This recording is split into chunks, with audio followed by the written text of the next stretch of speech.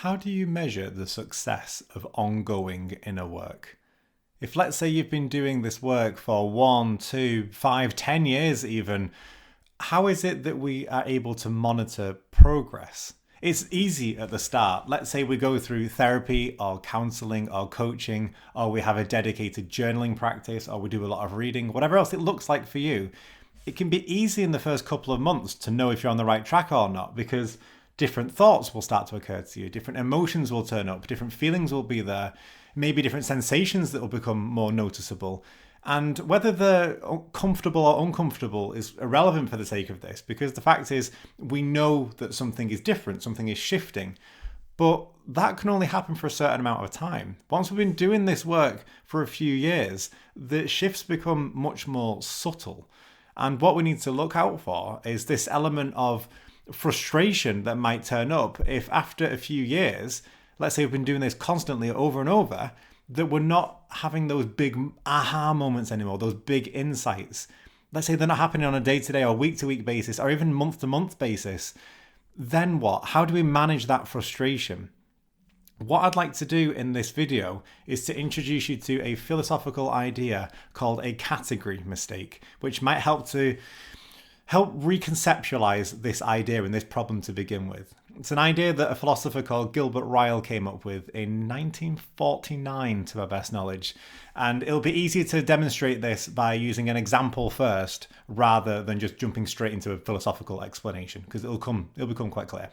So imagine that we've got a prospective teacher. He's applied for a job and he's got to the school and he's going on a tour of the school with another teacher.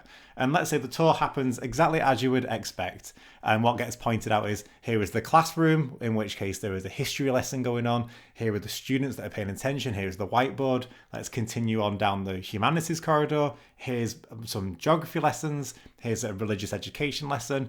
We carry on the tour. Here's the staff room. Here are the toilets. Down there is the cafeteria, and so on throughout the entire school. And then let's say they get back to that original point where they're right at the front door again, and the teacher who's already got a job there says, "Do you have any questions for me?" And let's imagine here, and this is where the category mistake comes in. Let's imagine that the prospective teacher says, "Oh, that's wonderful. I enjoyed seeing the classrooms and the children and the other teachers, but where was the school?" It's a question that doesn't quite make sense. And what has happened there is that prospective teacher has misunderstood what a school is. He's assuming that school is separate to all the things that he has seen. That's what makes it a category mistake. It's assuming that school exists as well as a classroom, as well as children, as well as a teacher, as well as the humanities corridor, without realizing that when you combine all those things together, that makes a school. A school doesn't exist separate to all those things that make it up. And the exact same thing applies when we think about this in terms of inner work and inner healing. It might be that if you talk to someone who is very frustrated after doing this work for so long, they're saying, "Yeah, my sleep's good, my communications with my friends is good, I've got a meaningful career, my nutrition is good, I'm feeling very happy and healthy in myself, but I just feel like I'm not progressing, I just feel like I'm not healing." It's the same question and it's the same problem, but understood in a different lens. It's realizing, what we need to do is realize is that all those examples there are examples of healing. They're examples of integration. Healing doesn't exist separate to all those things that we've just mentioned. In the same way that a school doesn't exist separate to all the classrooms and the teachers and the students. A school is those things combined. Healing is those things combined. So what we need to do is we need to try to think about this in our life as, rather than being frustrated, it's learning to look at what's actually going on in our life and realizing that that is the healing process in action.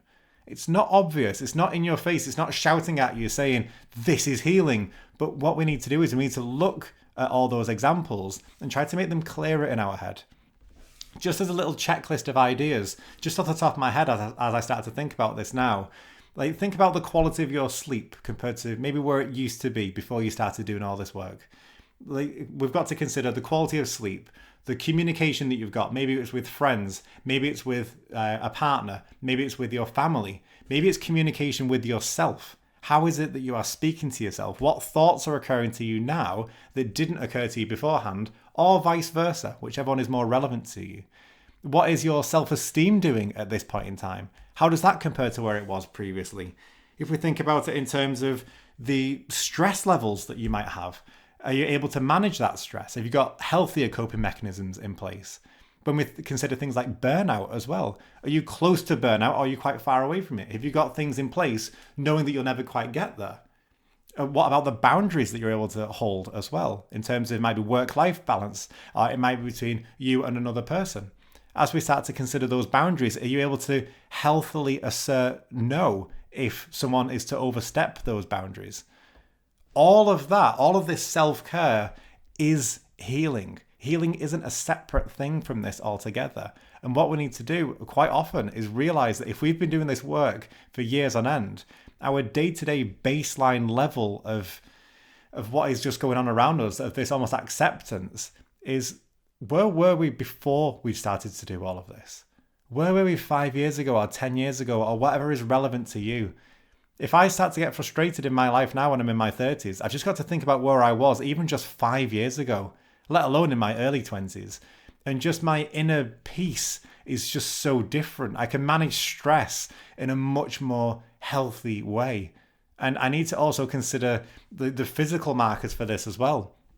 I routinely get a good night's sleep with no problems whatsoever, even when I'm in periods of stress. Because I know that I'm the type of person now, my self-esteem has been raised from not just a minimum, but to a healthy degree, where I know that I can actually deal with those problems if they occur and when they occur as well. So when we start to consider this idea of healing and this idea of progress on your journey, just have a look at your life as it stands and see how better it is compared to where you were previously. And if you immediately notice things that aren't as good, or you start to notice things which you want to be able to improve on, that's fine. We can also hold those things quite gently as well and realize actually there's still work to go, but at least now we've highlighted it so we know exactly how to put a plan in place to be able to tackle that problem. But as we are aware of that, it's also giving gratitude and awareness to the fact that we're living in a different way at this point. If you're starting this journey and you're only a few months in or a few days or weeks in, then you're going to have a lot of insights, and that's normal. It's like having a snow globe and shaking it up. There's a lot of action that's going on all around you, a lot of new thoughts, a lot of new emotions to process.